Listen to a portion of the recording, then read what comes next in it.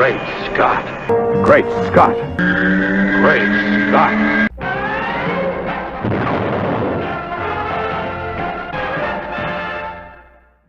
Hello, everyone, and welcome to a Great Scott episode. Thanks for watching. Thanks for watching. I finally got around to watching the musical crossover between The Flash and Supergirl. What started on Supergirl, again with short shrift, we got the Music Meister showing up, hypnotizing her with his eyes and putting her into a coma. And then Martian Manhunter goes through the portal, taking her to Flashland. And the Flash episode was all musical, with the Music Maestro pulling all the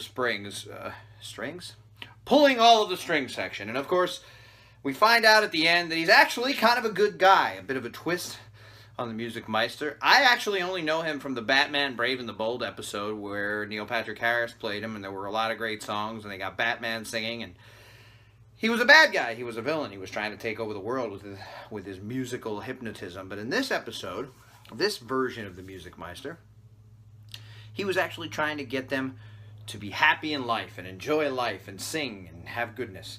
I'm not sure why Supergirl needed that. Well, I guess he was trying to get Supergirl and Mon-El back together, and he was trying to get Flash, Barry Allen, and Iris West back together. And it worked! At the end of the episode, everyone was happy, everyone was in love, and I was teary, and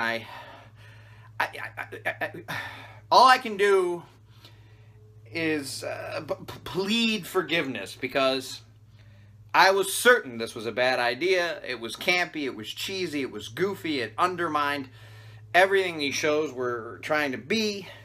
And I know Flash is a bit goofy and cheesy at times anyway, and Supergirl is very mushy at times, but I just thought maybe the music stuff was taking it one step too far, as did Ollie himself, Stephen Amell. He said, that would undermine our show, we're not doing it, and he likes to sing. I have video of him at a wine party. He has a wine company, and we went to it, and he sings the Little Mermaid song on stage, and he sang parts of other things, and people wanted him to sing more stuff. So he enjoys singing, but what I like about him is he has the determination to say, no, Arrow's not about that, it's a much darker show, even though supposedly this season was supposed to be the lighter season. At times it has been, but it's also been very, very serious and dark. He doesn't want to do the singing thing. I mean, I hope we get him involved. Here's my problem with, and I loved it, I was very emotional, I thought it was great. I love my favorite thing was the big number at the beginning, friend, I forget which song it was, but everybody was singing about being friends, and everybody was happy, and Wynn started it, and it was a big dance number, everybody dancing. I thought that the Superfriends song was really not that good, but it was funny. Flash's song at the end to Iris, very, very touching.